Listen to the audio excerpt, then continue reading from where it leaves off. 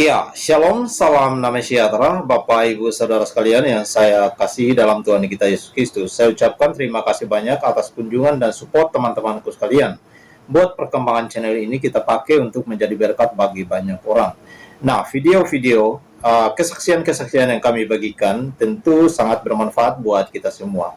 Karena itu, saya percaya bahwa setiap kesaksian-kesaksian dari para murtadin ini tentu sangat memberkati dan memberi manfaat. Kesaksian berikut ini adalah seorang wanita muslimah yang masih muda sekali, teman-teman. Tetapi ia kemudian memilih untuk percaya kepada Tuhan Yesus. Nah, apa alasannya mengapa ia harus murtad dan percaya kepada Tuhan Yesus? Tetapi kita dengarkan bahwa sejak kecil memang ia dipersiapkan oleh ayahnya atau selalu mengikut ayahnya dalam mengaji, sholat, ataupun dalam belajar kitab sucinya sendiri. Tetapi itulah rencana Tuhan yang terjadi dalam kehidupannya, bahwa rencana Tuhan tidak bisa dibatalkan oleh siapapun. Kalau Tuhan sudah memanggil seseorang, tentu Tuhan akan menuntun dia sampai akan masuk dalam kerajaannya. Ya, itulah rencana Tuhan yang tidak pernah kita duga dalam kehidupan kita. Oleh karena itu, langsung aja kita simak dulu kesaksian berikut ini. Aku ingat itu tadi umur aku sekarang 26 tahun, tepat di akhir bulan ini. Dan seperti yang teman-teman tahu bahwa aku berasal dari notabene keluarga muslim ya. Jadi mama, bapak, dan juga kakakku masih muslim sampai hari ini. Oke, first of all tuh aku mau cerita pada mulanya ketika Tuhan menampakkan dirinya. Itu sama sekali memang bukan satu kesengajaan pastinya ya, karena ya seperti yang teman-teman tahu bahwa aku berasal dari keluarga muslim, dari kecil tuh udah muslim, dan ini sama sekali nggak menyindir keluargaku atau siapapun. Mungkin nanti kalau misal bapakku sendiri nonton itu ya, jadi emang ini apa adanya, karena dari dulu sejak kecil itu bisa dikatakan tuh aku sendiri yang paling rajin, kayak sholat itu paling rajin, puasa paling rajin, paling kayak mama itu sekali dua kali aja nemenin sahur kayak gitu. Tapi ngaji kayak gitu aku satu rumah itu yang paling rajin gitu. Dan singkat cerita pada waktu itu ketika SMA, masuk sekolah SMA, jujur dari kerinduan aku sendiri, karena kan aku notabene dari keluarga yang pas-pasan gitu, bukannya kurang mampu, tapi sebenarnya ya ada aja setiap hari yang kita makan itu cukup gitu. Cuma kalau dibandingkan dengan teman-teman, tetangga, orang lain itu ya kurang mampu gitu. Dan pada waktu itu aku pengen masuk sekolah SMA itu sekolah SMA negeri gitu, karena kan kalau di kampung kan dulu negeri itu udah kayak terjamin banget ya ininya, pendidikannya tuh terjamin banget gitu. Dan I think karena memang notabene dari keluarga kurang mampu, dari kecil aku sendiri juga udah kayak yang kerja gitu, dalam arti kerja ya bantu kedua orang tua gitu. Kalau teman-teman yang lain itu main gitu, habis pulang sekolah main, kalau aku enggak, teman-teman udah. Jadi dulu itu kalau pulang sekolah itu langsung habis makan bantu-bantu gitu, karena mama kan jualan gitu kan, profesinya jualan gitu. Jadi kayak motongin wortel, kubis kayak gitu-gitu sampai sore gitu, karena orangnya beliau berangkat kerjanya itu kan sore gitu. Nah, buat teman-teman belum tahu kenapa ya bahasanya medok banget gitu, mungkin karena aku berasal dari Blitar, teman-teman ya. Jadi tadi lupa pas introduce myself. Aku berasal dari Blitar, jadi mama yang asli Blitar, bapak aku asli Jakarta. Jadi karena dari kecil udah ada di Jawa, akhirnya terbentuklah medok ini gitu. Terus balik ke cerita tadi, ya karena udah dilatih ya untuk kerja, dilatih untuk disiplin sih kalau yang aku tangkap itu gitu. Sampai akhirnya ya ada satu kerinduan untuk bisa bantu orang tua satu saat. Pastinya setiap anak-anak gitu ya, begitu juga dengan aku, pengen bantu orang tua gitu. Jadinya ya pengen sekolah yang terjamin, sekolah yang apa ya, yang bisa bawa aku tuh lebih sukses gitu kan, mikirnya dapat kerjaan yang bagus kayak gitu. Akhirnya pengen lah pada waktu itu SMA tuh di sekolah negeri gitu, tapi ya Tuhan berkata lain gitu, udah mati memang rancanganku bukan rancanganmu kata Tuhan kan gitu. Jadi pada waktu itu ada bude di dekat rumah itu merekomendasikan, karena bude aku kan ini guru SMP gitu. Nah kebetulan kepala sekolah SMA aku ini tuh temennya bude aku gitu, jadi direkomendasikanlah ke mama pada waktu itu untuk aku sekolah di situ. Nah sekolahan itu apa? Sekolahan itu tuh namanya Yayasan Kristen Dian Sakti gitu. Namanya Yayasan Kristen Dian Sakti, jadi sekolah swasta, dan itu pun pada waktu itu aku tuh baru angkatan kedua gitu, jadi masih baru banget sekolahan itu gitu. Dan ya dipandang sebelah mata di antara sekolah-sekolah yang lain itu juga teman-teman aku gitu, bahkan aku sendiri yang rumahnya nggak jauh dari sekolahan itu tuh sebenarnya nggak tahu kalau ada sekolahan itu, ada yayasan itu gitu, karena kan baru itu tadi ya. Nah akhirnya di pas aku sebenarnya udah kayak lancang pada waktu itu ya, sebenarnya lancang karena saking excited ya, saking semangatnya mau nerusin sekolah dan sungguh-sungguh pada waktu itu. Jadi ongkos dari naik angkot sekolah dulu itu aku sisihin, uang saku aku sisihin buat beli formulir gitu. Jadi belum diskusi sama orang tua, waktu itu aku udah beli formulir dulu tuh ke sekolah SMK itu udah pernah gitu. Jadi aku punya cadangan kalau misal nggak bisa masuk ke negeri, seenggaknya SMK aku bisa ambil sebuah jurusan gitu loh yang tepat gitu pada waktu itu. Dan pas udah akhir ya, maksudnya apa ya namanya, kayak gelombang 3 gitu, daftar yang paling terakhir itu belum ada keputusan sama sekali dari mama bapak pada waktu itu. Jadi pas udah hampir ditutup gelombang ketiganya itu baru mama ngasih tahu kalau kamu mau nggak sekolah di Yayasan Kristen Dian Sakti aja gitu ya, meskipun sekolahan swasta nggak apa-apa lah gitu, daripada kamu masuk sekolah negeri ya mama bisa kalau biayain untuk daftar aja kan, dibilang gitu dulu. Tapi takutnya nggak sampai lulus gitu, takutnya tuh putus di tengah jalan kayak gitu. Jadi daripada gimana daripada seperti itu, mending kamu ini aja ikut saran bude itu tadi untuk sekolah di Yayasan Kristen Dian Sakti gitu. Terus mama bilang menyemangati aku tuh dengan kata-kata gini dulu, nggak apa-apa sekolah di yayasan, nggak apa-apa sekolah di SMA swasta katanya, yang penting kamu juara gitu, peringkat 1 atau 2. Dan pada waktu itu teman-teman nggak tahu kenapa ya, aku tuh kayak udah dikasih hati itu sama Tuhan tuh yang kayak nurut gitu, yang memang nggak bisaan gitu memang kan orangnya, maksudnya oh iya ya, mikirnya itu daripada nggak sekolah ya wes lah nggak apa-apa sekolah di sana gitu.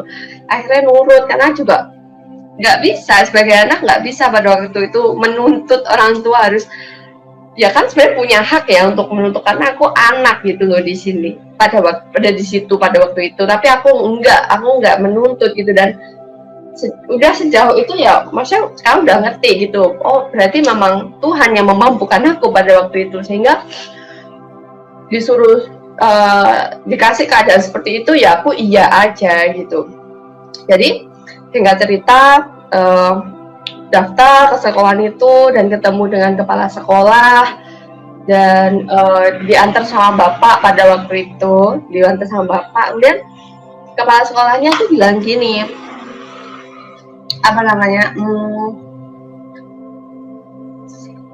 di sini di sekolah ini punya aturan, di sekolah ini nggak mengkristenisasikan gitu ya, nggak mengkristenkan siswa gitu atau murid gitu. Jadi tapi di sekolah ini punya aturan gitu.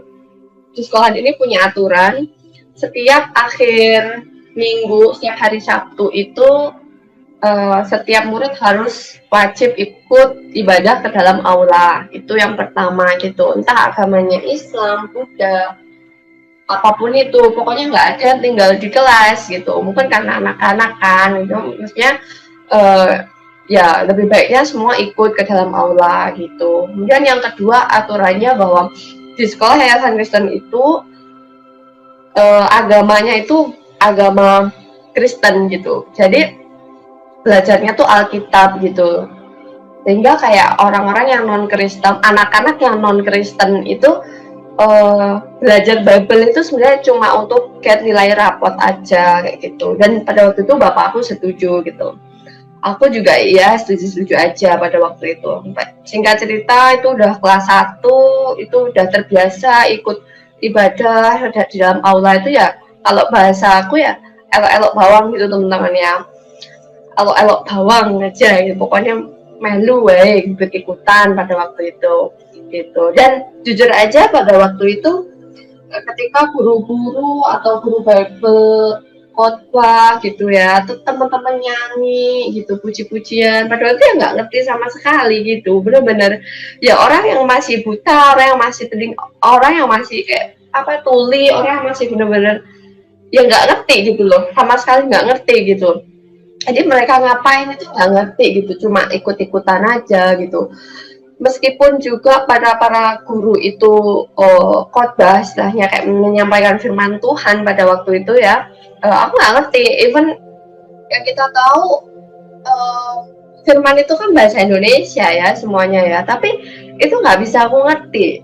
Aku nggak bisa ngerti pada waktu itu. Jadi tetap ikut-ikut aja sampai ada satu kelas Bible pada waktu itu. Guru Bible tuh nanya gini kepada semua murid, maksudnya di dalam kelas itu satu persatu, kamu percaya nggak bahwa Yesus adalah satu-satunya juru selamat di dunia ini? Guru Bible tuh nanya gitu dulu satu persatu. Of course teman-temanku yang Kristen itu kan bilang iya kan, iya saya percaya gitu.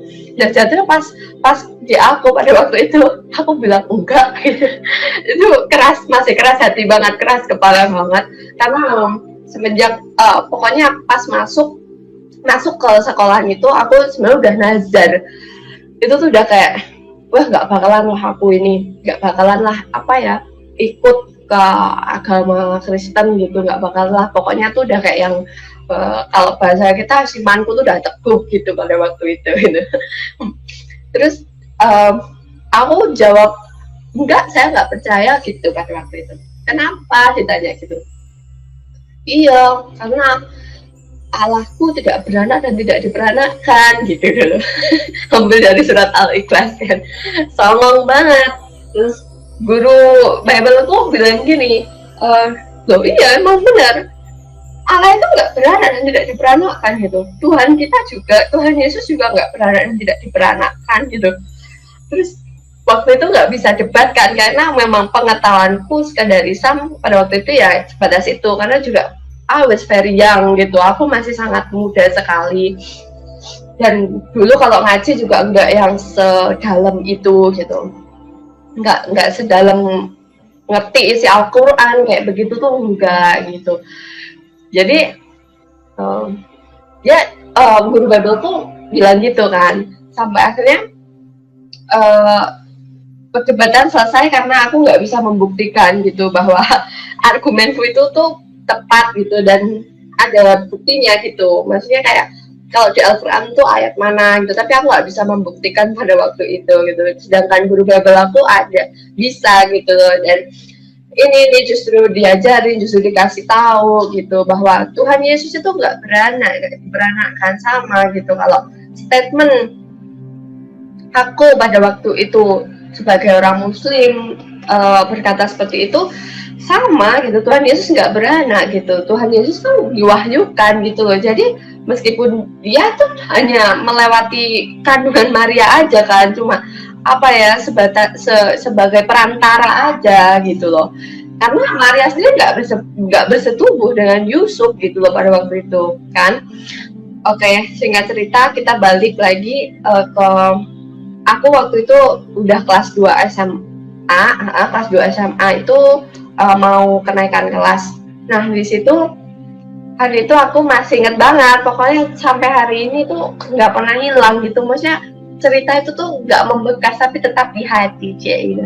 Jadi hari itu adalah hari dimana Tuhan nyatakan dirinya gitu. Caranya gimana? Pada waktu itu ada ibadah hari Sabtu seperti biasa ya, seperti biasa. Tapi hari itu tuh beda banget gitu. Jadi ketika teman-temanku penyembahan, ada satu lagu yang aku juga selalu bawakan di setiap kesaksian aku, karena memang ya itu yang terjadi gitu kan. Itu yang terjadi. Dan pada pujian Bapa sentuh hatiku, ubah hidupku menjadi yang baru. Teman-teman pasti juga udah pada tahu. Oke. Pas lagu pujian itu dinyanyikan berulang kali pada waktu itu dan teman-teman berdiri, itu spontan banget, aku juga tiba-tiba ikut berdiri gitu. Kenapa berdiri? Pada waktu itu nggak tahu sama sekali gitu, tapi yang aku rasakan, aku tiba-tiba berdiri, aku nangis, aku bisa nyanyi lagu itu seketika ya kan. Kadang-kadang kan kalau dalam pujian kan, dalam ibadah kan pasti ada liriknya kan di depan itu, tapi kalau kita nggak ngerti lagunya, mungkin ada kan sebenarnya mustahil kita bisa nyanyikan lagu itu gitu. Tapi pada waktu itu cuma sekali lihat aja lirik itu tuh udah bisa gitu, mengikuti gitu, bisa nyanyiin lagu itu. Habis itu aku angkat tangan, itu benar-benar dibuat Tuhan angkat tangan pada waktu itu, dan aku nangis sejadi-jadinya, nangis sehebat mungkin karena aku nggak pernah merasakan kasih. Sebenarnya waktu itu aku merasakan kasih yang sehebat itu, kasih yang sedamai itu gitu. Jadi aku angkat tangan, apa yang aku rasakan adalah aku adalah manusia yang sangat berdosa pada waktu itu. Itu kelas 2 SMA. Kelas 2 SMA dan aku merasakan dosa yang sangat begitu besar, yang sangat buat aku sakit hati banget pada waktu itu. Padahal apa sih anak SMA pada waktu itu ya, anak seumur 17-18 tahun pada waktu itu tuh berdosa apa gitu kalau dipikir aku pada waktu itu. Aku nggak bisa apa-apa gitu. Maksudnya dalam arti apa yang aku lakukan itu paling sebatas yang nyuri uangnya nenek dulu kalau nemenin tidur bareng kan, dompetnya taruh di bawah bantal gitu, tangannya grepe-grepe gini, 2000 udah seneng. Itu aja sebenarnya gitu. Kalau dibilang aku berdosa, tapi pada waktu aku merasakan aku sangat berdosa, aku benar-benar sakit hati, dan aku baru tahu gitu, sejauh perjalanan ikut Tuhan tuh juga baru tahu pada waktu itu ternyata apa yang aku rasakan itu ya apa yang Tuhan rasakan gitu. Maksudnya Dia ingin mengasihi aku sedemikian rupa. Aku nangis sejadi-jadinya sampai akhirnya selesai ibadah, kami anak-anak balik ke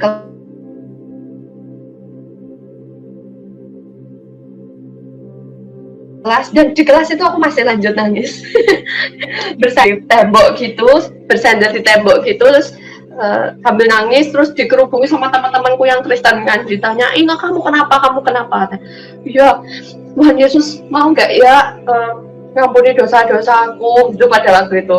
Teman-temanku pada ngasih tahu, iya mau, yang udah percaya deh Tuhan Yesus itu baik banget, terus tuh diampuni gitu dulu tuh. Udah sampai akhirnya selesai nangis. Nah sejak hari itu hidupku tuh udah berubah berapa, 180 derajat ya istilahnya kayak gitu, atau 360 derajat nggak tahu, pokoknya itu berubah drastis. Apa sih yang berubah? Apa yang ada di dalam hatiku, apa yang ada di dalam pikiranku gitu. Jadi mindset itu tiba-tiba berubah. Aku tuh nggak mikir sama sekali mau sholat lagi, itu sama sekali enggak. Tapi satu hal yang ada di hatiku, aku mau tahu siapa sih Yesus itu, siapa sih Dia gitu loh. Sampai buat aku tuh haus banget gitu, buat hati aku haus banget pada waktu itu. Akhirnya start imanku dari situ, hari itu memutuskan untuk benar-benar percaya bahwa Yesus itu hidup, bahwa Tuhan itu ada gitu. Maksudnya Tuhan Yesus itu ada gitu, maksudnya hidup gitu, dan nyata gitu loh. Apa yang aku rasakan nggak hanya sekedar kayak dulu ketika aku sholat, aku jujur aja, maksudnya ini nggak sama sekali nggak ini kan pengalaman pribadi ya teman-teman, jadi nggak bermaksud untuk menjatuhkan siapapun di sini, tapi aku hanya menyampaikan, mengekspresikan apa yang kurasakan pada saat itu. This is my spiritual journey gitu maksudnya aku.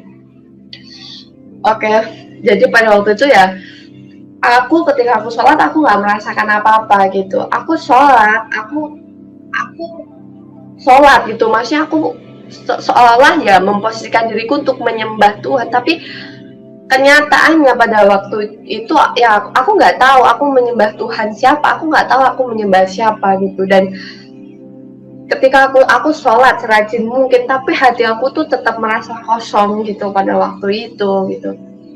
Jadi ya apa yang aku pertahankan ya ketika Roh Kudus jamah itu tadi, akhirnya aku pikirkan aku mau kenal Yesus, aku mau tahu dia caranya gimana ya, caranya harus lewat sebuah gereja gitu. Jadinya aku memperjuangkan waktuku, keadaanku pada waktu itu untuk pergi ke gereja gitu, ya itu. Jadi sebenarnya waktu itu bohong gitu, kayak bohong kan ke mama, ke bapak gitu, karena belum berani untuk speak up, belum berani untuk ngomong gitu, karena pada waktu itu masih SMA gitu, masih sekolah, masih bergantung sama orang tua kan pada waktu itu. Jadi izin kelompok kayak gitu setiap hari Sabtu, tapi nanti bilangnya ini apa namanya hujan, alasannya gitu, misal hujan gitu, atau temanku belum bisa ngantar, misalnya besok minggu siang gitu baru bisa ngantar gitu. Padahal enggak, padahal supaya minggu paginya aku bisa ikut ke gereja dia gitu, ke gereja temanku gitu. Cuma ya lambat laun ternyata bapak itu peka, bapak ngerti, orang tua ngerti, dan ya nggak akan selama-lamanya sih sebenarnya bisa memendam itu gitu, karena rupanya waktu Tuhan ya terus berjalan gitu, seiring berjalannya waktu sampai akhirnya orang tua dan ya pastinya nggak setuju pada waktu itu, nggak setuju, marah, kecewa banget, sampai yang udah kayak bapak yang paling kecewa pada waktu itu ya, karena aku ya dari kecil juga paling deket sama bapak itu, udah pokoknya kayak temen gitu. Jadi dia yang paling kecewa pada waktu itu ketika mengetahui aku percaya sama Tuhan Yesus gitu. Ini contoh kecil, ada satu kejadian lucu pas mau makan aku karena aku excited banget, aku mau hidup aku berubah kan pastinya kan, karena aku mengenal Tuhan Yesus gitu. Aku mau hidup aku tuh kayak orang Kristen gitu, yang dulu tuh maksudnya ada kan, pasti kita lihat teladan itu gitu dari orang sekitar yang Kristen gitu. Jadi makan tuh mau berdoa dulu gitu, makan tuh mau berdoa, itu yang berdoa yang bener ya Tuhan terima kasih kayak begitu. Dan pada waktu itu masih polos, jadi berdoa kan sebenarnya nggak selalu harus diungkapkan gitu, tapi dalam hati karena Tuhan lihat hati gitu. Tapi pada waktu itu kan masih excited banget, jadi berdoa itu yang keras itu dan benar-benar nyebut nama Tuhan Yesus gitu. Nah habis itu bapak itu pas lewat di sebelah, terus orangnya dengar terus dilihat, langsung dibentak, ngapain kamu gitu pada waktu itu, ngapain kamu doa kayak gitu, langsung kaget loh. Terus balik marah dulu. Aku orangnya pemarah banget dulu. Orangnya pemarah banget, gak tahu mungkin keturunan atau gimana, atau habit, atau mungkin juga dari kecil pernah melihat orang tua berantem kayak gitu. Terus kayak mama kan ini apa namanya biasa kan, ibu kadang-kadang kayak gitu, harusnya nggak boleh ya gitu. Jadi kebawa lah itu, marah gitu, dimarahin, ganti marahin bapak itu, apa gitu, orang makan mau berdoa kok salah gitu dulu itu. Jadi ngelawan kayak gitu. Terus sampai akhirnya juga singkat cerita, pas benar-benar tahu waktu itu, benar-benar ketahuannya ketika aku ada crash sama kakak. Jadi aku punya kakak kandung itu cewek, udah menikah, udah berkeluarga ya, biasalah perseteruan dengan saudara pada waktu itu.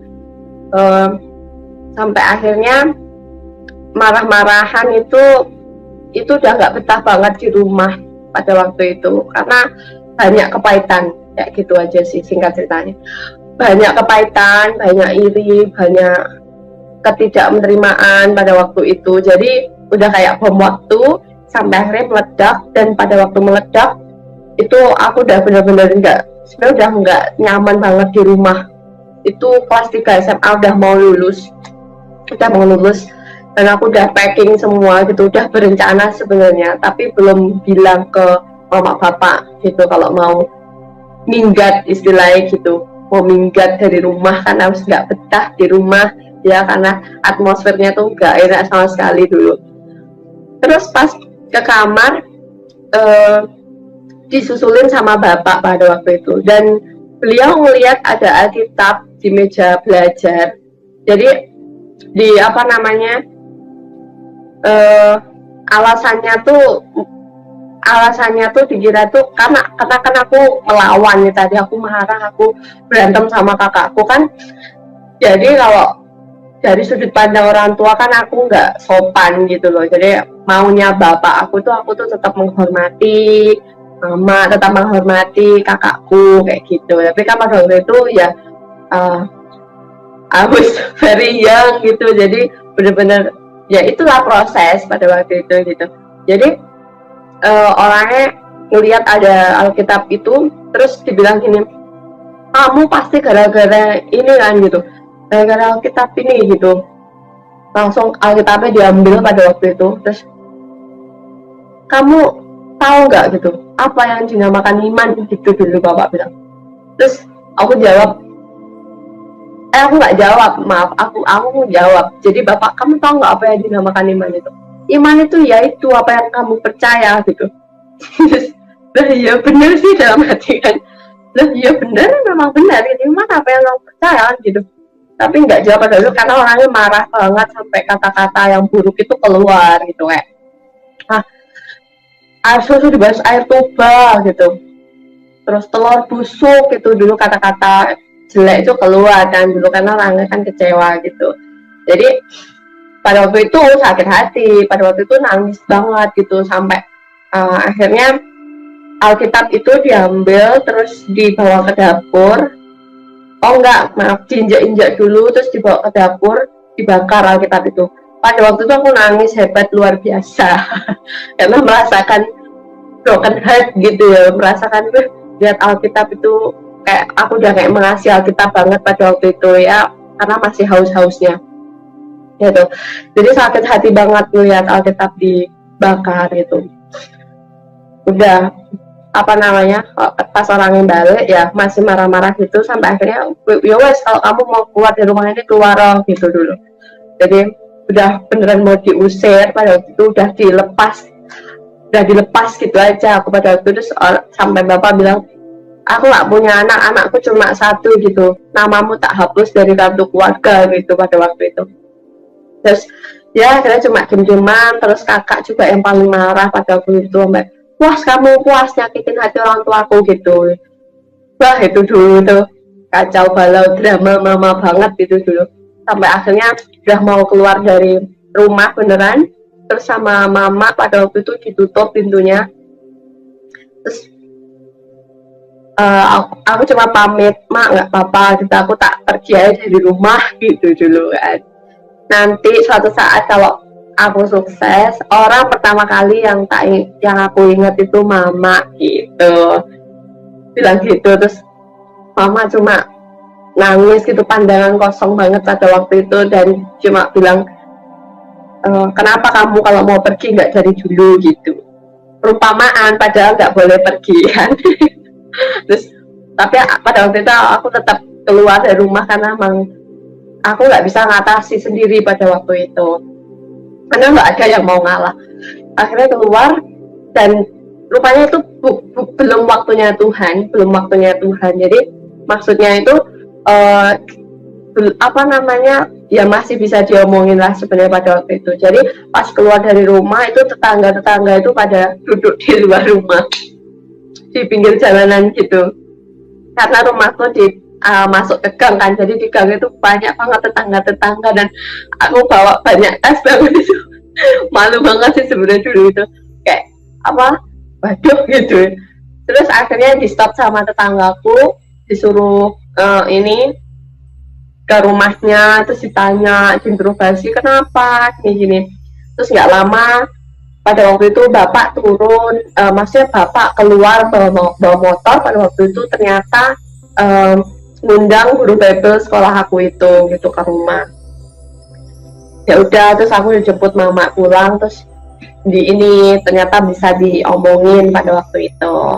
Oke, nah dari situ kelar, dari situ tuh udah kelar. Tapi sebenarnya bapak sama mama tuh masih belum terima kalau aku tuh udah percaya Tuhan Yesus gitu, mau pindah agama gitu, mau pindah kepercayaanku gitu.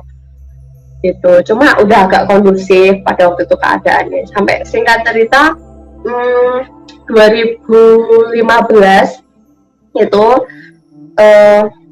ya itu sih maksudnya konflik demi konflik gitu. Tapi apa ya, dari konflik demi konflik itu tuh sebenarnya ya Tuhan adakan gesekan-gesekan itu, beda pendapat itu tuh sebenarnya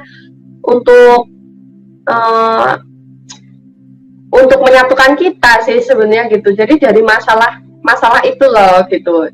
Tapi karena dulu kan aku masih sangat muda banget, jadi belum bisa mengatasi masalah, belum bisa mengatasi keadaan gitu. Akhirnya ya yang terjadi lari dari masalah gitu. Sampai ya itu tadi di 2015 pas jadi dulu aku udah pernah jadi TKW ke Hong Kong. Umur 19 tahun gitu. Jadi dituain ke 21 itu dulu tuh salah banget. Itu salah ya. Tidak diperbolehkan gitu. Jadi dulu, dan puji Tuhan itu tahu banget gitu, maksudnya memang bukan jalan, memang nggak diizinkan pada waktu itu. Jadi 2 bulan selama di penampungan itu kesidak dan tahu kalau umurku tuh masih kecil gitu pada waktu itu dengan para ini yang lain gitu, calon TKW yang lain gitu. Akhirnya dipulangkan. Nah pas dipulangkan itu ya ada konflik gitu, karena kayak aku waktu itu udah sempat kerja dan bisa ambil motor, dan motor itu tuh nggak dibayar gitu karena masih kredit, jadi nggak dibayar di rumah gitu. Akhirnya dijabel lagi sama dealer, terus orang tuaku nyalahin aku gitu, wes motor nggak dibayar kan, ya nggak dibayar, aku di penampungan kan gitu sebenarnya.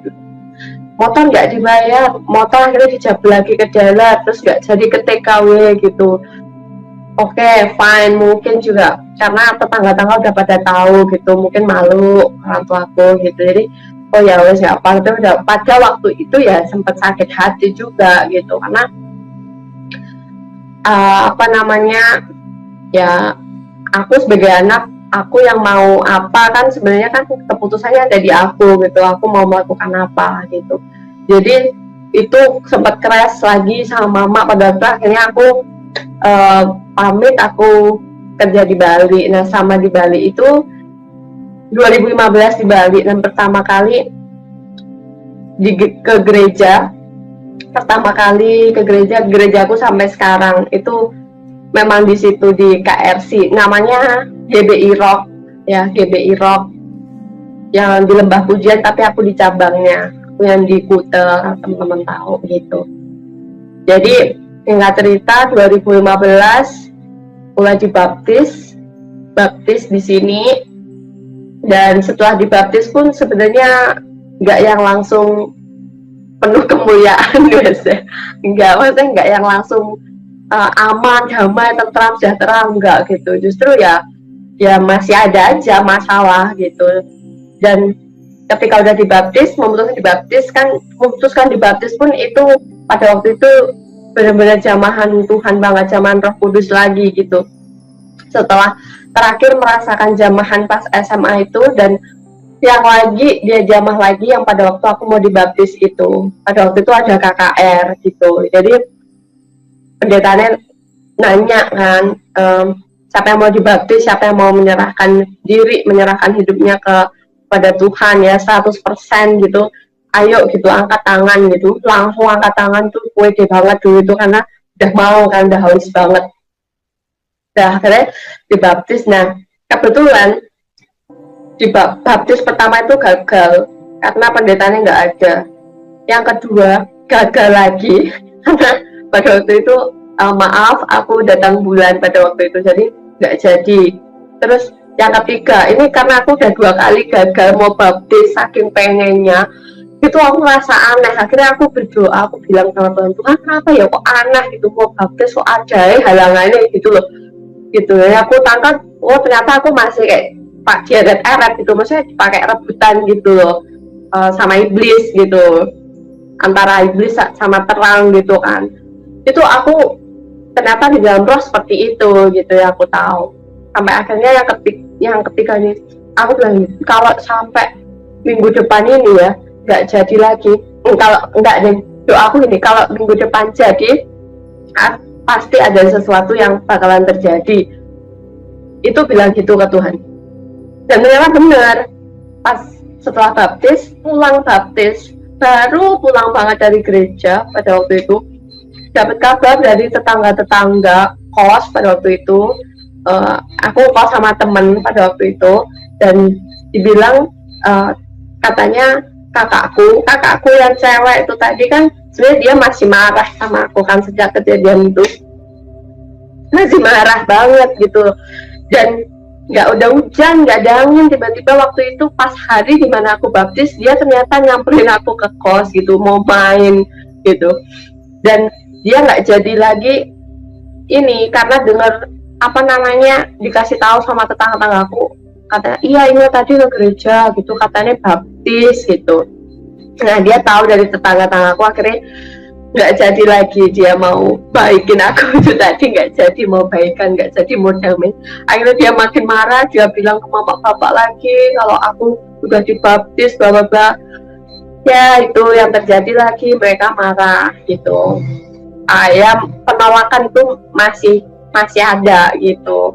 Jadi ya sengsara banget sih pada waktu itu, karena ya orang yang paling dekat, orang terdekat banget yang harusnya mensupport kita ya, yang harusnya saling mendukung, harusnya saling mengasihi, tapi pada waktu itu kami nggak bisa gitu, kami beda percayaan, kami beda jalan kayak gitu. Itu sakit banget sih pada waktu itu, sedih iya gitu, karena ya mereka benar-benar nggak mau dihubungin sama aku gitu. Dan itu selama 1 tahun sih pada waktu itu. Puji Tuhan dalam kurun waktu 1 tahun gitu, karena kan ada tuh teman-teman aku yang kesaksian juga yang sampai 5 tahun itu baru dideketin lagi sama keluarganya, baru dipulihkan, itu ada gitu. Aku puji Tuhan banget, ini 1 tahun, sama 1 tahun itu ya berapa ya udah, tapi sakitnya ya memang luar biasa sih pada waktu itu, karena kayak benar-benar sendiri, alone, gak ada siapa-siapa gitu. Dan sejak ditinggalkan itulah, ditinggalkan orang-orang terdekat itu ya, aku pikir aku cuma punya Tuhan Yesus gitu. Aku pikir kayak apa namanya, Tuhan tuh benar, kalau Tuhan tuh segalanya, karena dia bisa jadi penasehat, dia bisa jadi penghibur, dia bisa jadi teman, dia bisa jadi apa aja gitu loh ketika kita perlu Tuhan gitu, ketika kita menyertakan Tuhan gitu. Jadi sejak saat itu aku puji Tuhan banget bahwa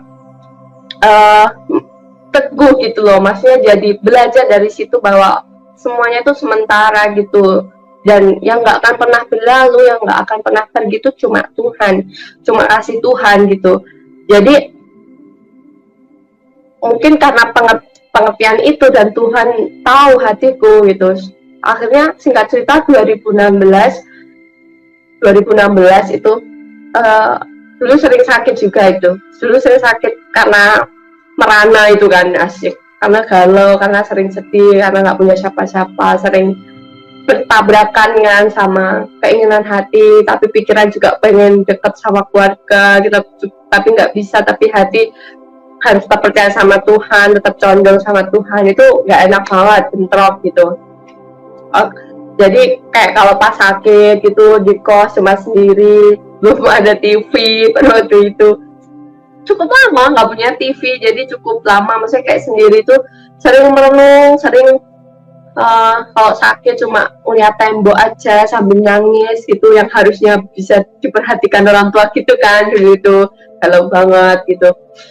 Terus akhirnya 2016 itu nggak tahu itu Tuhan izinkan terjadi, aku tahu banget Tuhan izinkan terjadi karena I don't expect banget, aku nggak mengekspektasikan sama sekali pada waktu itu. Jadi pas pulang kerja dapat info dari teman di kampung kalau mama tuh ternyata ada di Bali gitu, di tempatnya kakak gitu katanya.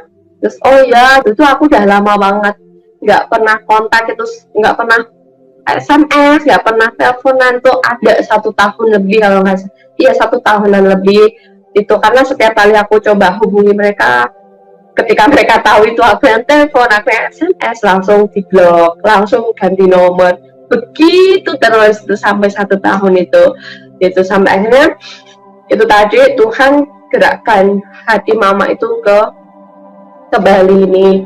Akhirnya aku aku memberanikan diri pada waktu itu. Pastinya nggak berani karena takut kan, maksudnya kan terakhir ketemu, terakhir berhubungan kan masih marah pada waktu itu gitu. Jadi memberanikan diri sampai doa sembarang kalir ya, doa apa aja, doa bapak kami semua, doa padahal cuma mau ini ketemu mama sendiri pada waktu itu. Akhirnya ketemu, dan ya pertama kali ketemu waktu itu memang masih marah, tapi aku tetap cari, tetap tanya, tetap main ke rumah kakak gitu pada waktu itu. Dan ya puji Tuhan, hari demi hari pada waktu itu itulah Tuhan luluhkan hati mama sampai akhirnya mau ngomong, mau ini. Terus selang berapa bulan disusul bapak ke Bali. Nah ini juga baru pertama kali ketemu bapak pada waktu itu. Pikirnya juga masih marah pada waktu itu, tapi itu aku ya benar-benar patut bersyukur banget sama Tuhan karena udah lama nggak ketemu, karena terakhir kali ketemu masih marah-marah pada waktu itu kan. Terus pertama kali ketemu cuma nanya, kapan Pak datang, cuma gitu pada waktu itu. Terus responnya baik gitu, responnya iya baru kemarin sore gitu. Dari situ aku udah tahu banget bahwa oh Tuhan udah lembutkan hati bapak gitu pada waktu itu. Jadi komunikasi udah mulai baik pada waktu itu. Sampai akhirnya ya ketika mereka benar-benar bisa menerima aku, udah terbiasa, udah ngelihat aku terbiasa pergi ke gereja, aku komsel kayak gitu tuh. Mereka sempat aku ajak tinggal bareng selama di Bali kurang lebih 8 bulan atau 1 tahun pada waktu itu, mau tinggal bareng kami bertiga. Pada waktu itu aku gemuk banget karena hatinya damai kan gitu, hatinya damai. Terus pada waktu itu aku buat kesempatan untuk bahas kejadian itu baik-baik gitu, supaya clear gitu, supaya jelas gitu bahwa aku sekarang gini, aku udah nggak bisa lagi jujur kalau disuruh balik ke Islam, aku nggak bisa karena hatiku memang udah benar-benar ini nyantol, udah benar-benar percaya sama Tuhan Yesus gitu, udah percaya bahwa Tuhan Yesus itu ada, Tuhan Yesus hidup gitu. Dan ya nggak mudah untuk ngomong pada waktu itu, sempat debat bentar, drama dikit, tapi keesokan harinya puji Tuhan udah bisa saling menerima gitu. Jadi sejak 2016 itu ya mama bapak udah puji Tuhan udah mengizinkan aku gitu, maksudnya udah legowo lah, udah menerima aku ketemu Tuhan, udah menerima aku pindah agama kayak gitu. Panjang ceritanya ini. diiniin apa namanya diceritain sampai habis, intinya sampai sampai sekarang. Satu hal yang aku lihat perubahan yang aku benar-benar rasakan itu, tadi aku bilang bahwa dulu aku orangnya pemarah banget karena mungkin habit atau kebiasaan atau terbiasa dari cara orang tua aku mendidik aku seperti itu gitu. Itu yang apa namanya benar-benar terlihat perubahan itu yang aku bisa rasakan, dan itu melalui firman. Kenapa? Karena seringkali ketika aku ngerasa kayak orang masa gini aja nggak tahu sih gitu, yang bener tuh gini loh gitu, tapi caranya salah. Ketika kita buka dengan cara yang salah, orang tuh nggak bisa menerima, teman-teman, gitu loh. Karena tuh aku nemu ayat yang bilang gini ya Pak, apa namanya, gimana lupa aku di apa ya, intinya sebenarnya apapun kamu, kalau kamu menyatakannya dengan marah ya itu nggak diterima sama Tuhan gitu. Lalu Tuhannya nggak terima, apalagi orang lain bisa menerima kita gitu kan. Jadi wah ampun, ya elah, berarti salah ya sama ini gitu. Terus marah-marah sok bener gitu. Meskipun itu bener memang, tapi tetap aja salah gitu. Itu yang berubah gitu. Yang kedua, belajar soal masalah, bahwa masalah itu akan selalu ada. Sampai hari ini juga masih tetap ada masalah gitu. Tapi apa ya namanya, maksudnya bisa gitu loh, lebih peka gitu, lebih bisa mengatasi masa itu gitu. Karena aku nggak mengatasinya sendiri gitu, dan Tuhan bilang pencobaan yang kamu alami itu kan cuma pencobaan biasa. Artinya nggak usah lebay gitu kalau ada masalah tuh seolah kayak penderita sendiri gitu. Enggak, semua orang menanggung beban yang sama, kata Tuhan. Jadi tergantung kita mau percaya sama Tuhan, mau mengandalkan Tuhan apa enggak, itu ya balik ke diri kita masing-masing. Itu aja mungkin dari aku. Makasih. Baik, terima kasih teman-teman semua. Sampai dengan saat ini, kesaksian ini boleh dapat memberkati dan menolong kita semua dalam menjalani kehidupan kita hari lepas hari. Sebab kesaksian yang kita dengar itu memang memberi manfaat dan menguatkan iman kita. Saya percaya bahwa mereka, ya para murtadin yang kita sudah dengarkan, bahkan yang kami update, itu adalah kesaksian-kesaksian yang bukan dibuat-buat teman, tetapi itulah merupakan proses perjalanan hidup mereka. Apa yang saat ini mereka dapatkan, apa yang mereka saksikan, itu benar-benar murni dan panggilan Tuhan dalam kehidupan mereka. Oleh karena itu, tetap dukung, kita berdoa buat para murtadin, semoga banyak jiwa-jiwa yang dimenangkan, dan orang-orang yang belum percaya dan mengenal Yesus bagikan video ini, semoga mereka bisa menonton dan juga percaya, beriman kepada Tuhan Yesus Kristus. Shalom buat kita semua.